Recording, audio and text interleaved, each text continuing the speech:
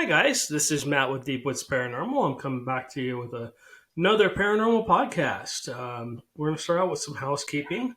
I wanted to quickly talk about the giveaways. I don't know if you're over on our YouTube channel or not, but if you're not, please go over and subscribe. We appreciate it. Deepwoods Paranormal.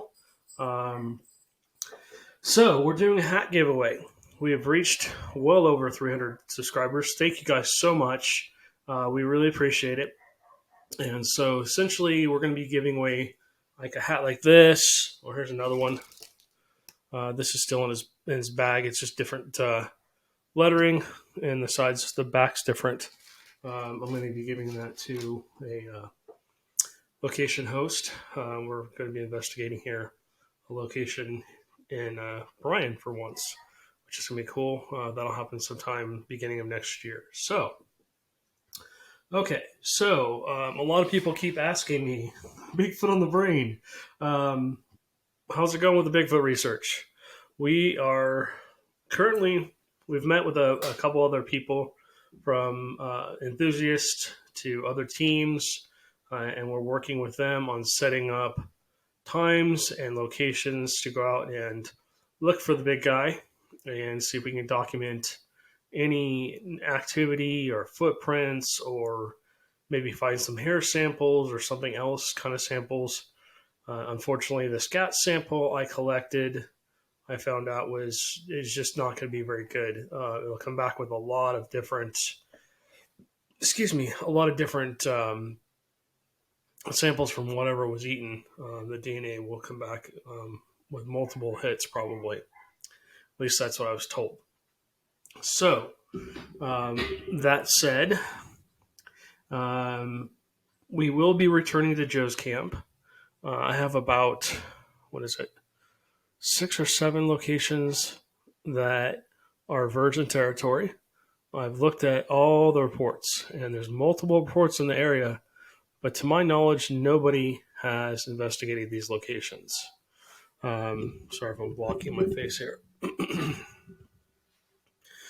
So yeah, we're still going to be investigating a lot of Bigfoot reports. We're going to amp up our Bigfoot investigations next year. We have a lot of new technology that we're using now. A lot more night vision technology. We have a full spectrum. We have one full spectrum camera and another one that I'm working on turning it to full spectrum, just by removing the sensor. And then I was told that's the best way to look for Bigfoots is with full spectrum, because you might capture something else out there that you can't see with your own eyes. There's a lot of theories about Bigfoots, and if somehow they can, and again, I've never seen this, but they seem to disappear in plain sight. They just disappear. They'll walk behind a tree and then never come out, and people run up to the tree. There's nobody there, nothing there. There's a theory that they can somehow cloak themselves, and with the full spectrum camera with those shades of light, you can see them. Now again, take all this with a huge grain of salt. It's all just theory. It's all just stories. So until we or somebody else actually can prove that, it's just theory at this point. It's somebody's hypothesis, which is great. Without basically coming up with, the who, the what, the when, the why, the where, and the how, you can't really do much research. You really kind of have to look for those things. You have to explore, and you have to come up with theories to research Bigfoots, or anything. Be it ghosts, UFOs, you have to have theories. And then you have to basically try and prove those theories right or wrong. And, it just comes up to having either documentation or physical evidence. For Bigfoots, it's video, audio recordings of them screaming or howling or making other noises, maybe tree knocks. And then also, maybe you have a sighting of one, which is very rare, very hard to do, very hard to get them on camera, and stuff like that. So anyway, some of those other places are going to be, we're going to go back to the Sam Houston National Forest. I've kind of narrowed down on one spot that I really want to go look at. and we'll see if we can get anything. Joe, who was our client and still kind of is, but he's more part of our team now. Excuse me, I'm still getting over the last bits of my asthma problem here. So, um, essentially, we're going to be going back up with Joe. He's got several locations around him, around his camp, that are said to be Bigfoot territory areas. A lot of sightings, sightings going back over 200 years. So we're going to go check that area out. I mean, we've seen a lot of stuff on Joe's camp. At Joe's camp, um, a lot of Bigfoot activity. I mean, I've talked about Joe's camp so many times. I'm just going to move on. If you want to listen, you want to hear more about Joe's camp, I think we did a whole thing on Joe's camp. We've done multiple things on Joe's camp because if you haven't seen the video of Joe's camp, and the video does not do the location justice. Um, God, I mean, the footprints we find, the 22-inch footprints, the trees all being bent over, the blinds, um, finding the dead deer carcasses. A lot of stuff was not shown in that video. Otherwise, it would have been a 4 or 5 hour video, and I know nobody's going to sit through that. So, like I said, we will be going back to Joe's camp. We're going to try some new tricks. Maybe leave some GoPros out instead of trap cams, and somewhere hidden in the tree, in places where we know they're kind of looking and moving around at night. And then we'll be hitting other spots in and around his camp as well. So we'll probably spend multiple weekends up there here in the future. So that's coming. I don't know when that's going to come out. I think that'll probably come out late March, early April. And then in between then, we're going to have a crap ton of investigations. We try and go out every weekend and do an investigation somewhere into either Bigfoot, UFOs, Dogman, Lizard Man. I mean, there's so many different creatures out here in Texas. Ghosts, poltergeist activity, demon activity, which we don't go looking for, but sometimes we get cases in and we do go help people that are in need of help. And then just anything else that's paranormal or not normal, we will probably go check out. If you guys have a place you think we should check out here in Texas, please let us know in the comments. We may not get there right away, but we will get there eventually if we get permission to be there. So, all right. So, again, getting back into next year, places we want to investigate. One of my places that's on my radar for next year is the Dr. Pepper Museum. You're going, what? The Dr. Pepper Museum? Yeah, this building was built in the 1800s. It was actually the original Dr. Pepper bottling company. And when it closed its doors, basically became a museum.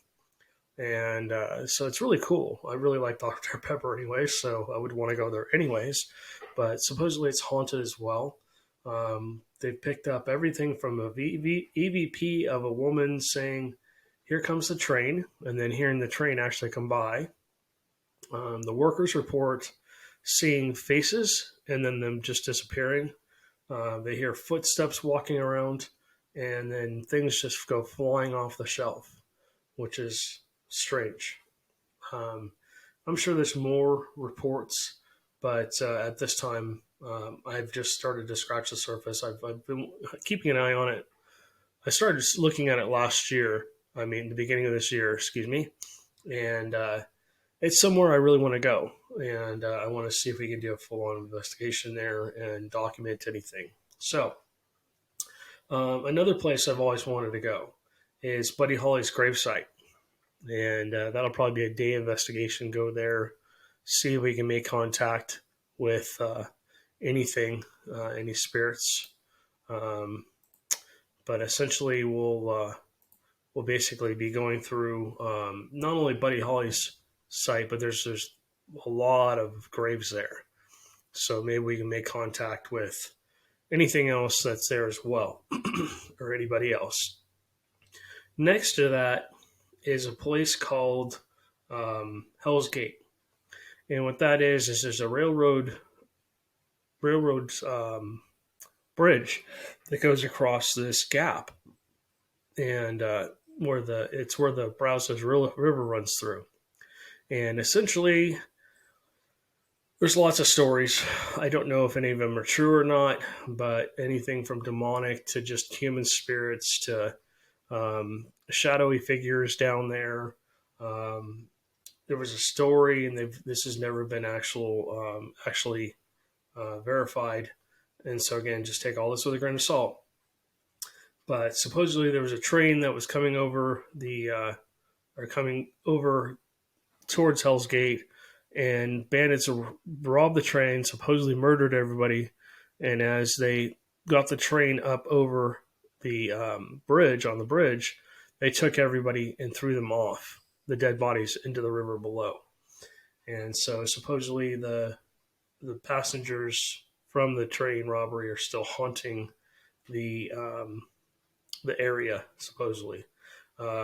Supposedly, again, this is all, just take this with a grain of salt, because we found out in the past that we've heard all these stories about things, and they turn out not to be true. So, supposedly, satanic cults have practiced in the canyon. Doesn't really mean a lot to me. I've been to several places where supposedly satanic cults have done things, and there's no demonic activity at all. And then also a young woman supposedly committed suicide by hanging herself off the bridge. So again, the reports are just basically of shadowy figures and stuff down there. So we'll see. It's about a 5-hour drive, 6-hour drive from here, maybe a little bit longer. So that's going to be a weekend investigation. There's other places in that area I want to check out as well. So I'm going to be keeping your eye out for Hell's Gate. We will be probably investigating that area next year. Another one that's been on my hit list for quite a while is the Yorktown Memorial Hospital. I've talked to many, many people who've actually investigated in there, and they say it's creepy as hell. It's really dark. It's dangerous too. There's still all the medical stuff basically just got left. Files, bottles of blood, stuff like that were just left. When the hospital closed, they just told everybody up and leave. So I heard when the place was first taken over, probably by the current person that owns it. I can't remember her name off the top of my head, but I do have it, and I'm going to be contacting her probably beginning of next year to see when she has availability for us to come in. That basically it was just left as a mess, and they've been cleaning it up, but I've heard there's holes in the floor.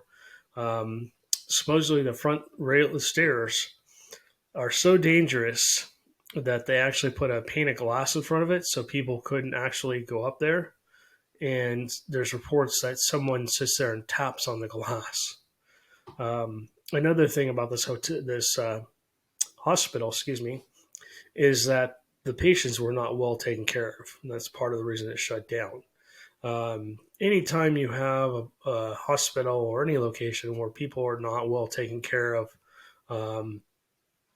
you get hauntings or even poltergeist activity usually, because those spirits were so tormented in their living time that essentially now they can't rest. They're so frustrated, they're so upset that they essentially, they just can't sit still. And they like to interact with people, sometimes in a good way and sometimes in a bad way.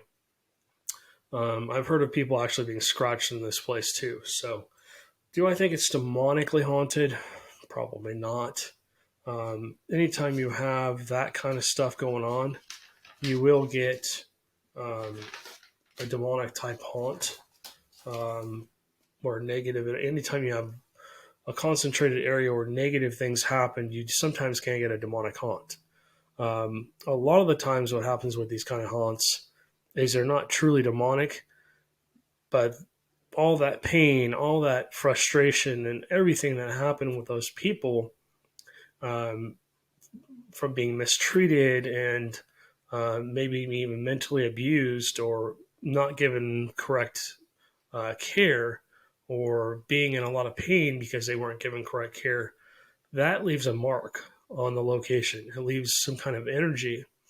And so that energy can sometimes manifest itself in a negative way. And sometimes that's misconceived as being demonically haunted, which I don't believe it is. So, anyways, guys, I'm going to do a shorter podcast today. I've got other things to do. We are ramping up, getting ready for next year. Amanda and I were going to be sorting out locations coming up this week, I think, whenever she's available. And we'll be talking about places that she wants to investigate. And I'm going to be sharing Bigfoot locations with her. And we're going to start setting up a schedule for next year. So lots of new investigations will be coming down the pike. If you follow us on YouTube, again, Deep Woods Paranormal, there's going to be a lot of new videos. I'm going to be doing some more gear reviews. We always have our podcasts on here, and if you want to watch the videos type podcast, of course, go over to our YouTube channel. So, all right, guys. Well, you guys all stay haunted, and we really appreciate all your support. Thank you guys so much for all the likes and subscribes on our YouTube channel. Thank you guys if you're just listening to our audio podcast. We appreciate all the downloads. We appreciate your support. Thank you guys so much. And we'll continue to bring you content, and we'll talk to you guys here shortly.